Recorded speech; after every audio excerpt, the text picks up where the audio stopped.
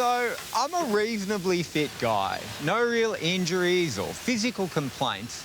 But when I have tweaked a muscle or simply felt body sore from a workout, a sauna has really loosened me up and relaxed my mind and body. But these days, a simple steam isn't the only option. So what's the difference between saunas, and is one any better than the others?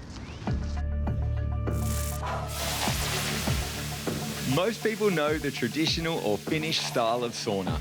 Wood-lined room, a couple of bench seats and a pile of hot rocks you pour water over to crank up the heat. So what are the benefits of this type of sauna?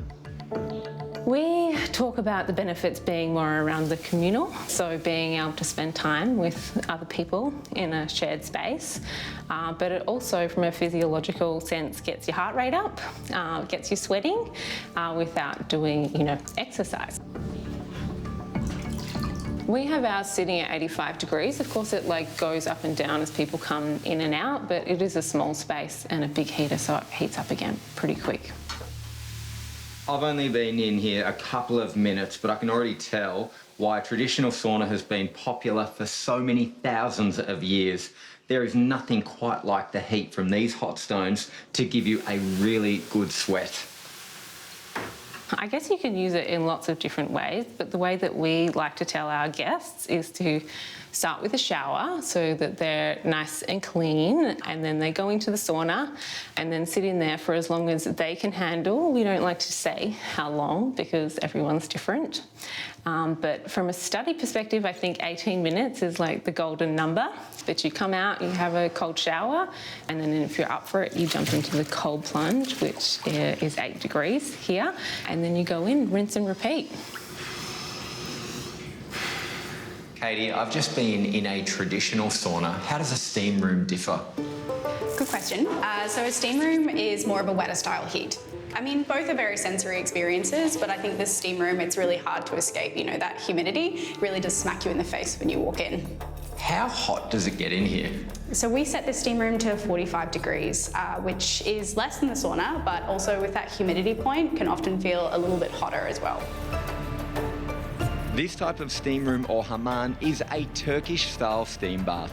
The main difference is you have access to cold water with basins and showers in the room if it all gets just way too hot. Hammams and steam rooms can often be very social spaces as well. It's a really good talking point, that heat.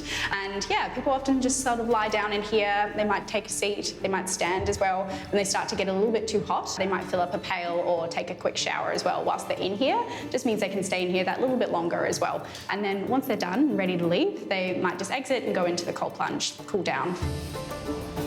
The stone in the middle, you called it the belly stone. How long should one person lay on the belly stone before rotating and giving someone else a go? I think that just comes down to those bathing etiquette rules, If you're lucky enough to be in this room on your own, then take your time, however long you'd like. If there's a couple of people in here, then, you might spend a couple of minutes before hopping off and giving someone else the opportunity. That was so incredibly relaxing. I could have a nap right now, but I've got one more sauna to check out. It's a tough gig. An infrared sauna has multiple heat sources, and what it does, it emits a radiating safe light into the body that elevates the core body temperature. And from that, it elicits that fantastic heat stressor after that strengthens our immune system and brings down inflammation. And it brings out that beautiful sweat that we're looking for. There'd be a lot of people not familiar with this type of sauna who hear the term infrared and might think that it is some type of light or radiation or laser. Is it scary or dangerous? It's light, but it's safe light, right? It's the beautiful, safe, ambient light that comes from the sun. It is completely safe. It's free of UV, free of all the nasty, radiating lights that people might be familiar with. It's a naturally occurring mechanism in nature, creating a beautiful sweat. How hot is the recommended temperature for an infrared sauna? Anywhere between 45 and 60 degrees for 30 to 45 minutes is really going to elicit the response you're after. I think what's quite striking about an infrared sauna is the heat really is quite unique in that you feel it from the core all the way to the outside. Also, compared to other saunas, it's really meditative because you've got the lights, you've got the sound, and you're in this enclosed space pretty much on your own, so I'm feeling very relaxed. With other types of saunas, sometimes it's a case of being in there and then cooling down in a shower or with an ice bath. You stay there the whole time or break it up? Well, one of the beautiful things about infrared sauna, although it's really hot in there, because the ambient air is a little bit softer, you can stay in there for longer. There's no reason to not do it every day. You can exercise every day. An infrared sauna, I mean, that's what it's doing. It's mimicking a mild cardiovascular workout for the body, which is why the health benefits are so vast. So if you can exercise every day, which we absolutely promote, there's no reason why you couldn't infrared sauna every day. So infrared is the best? Infrared is the best.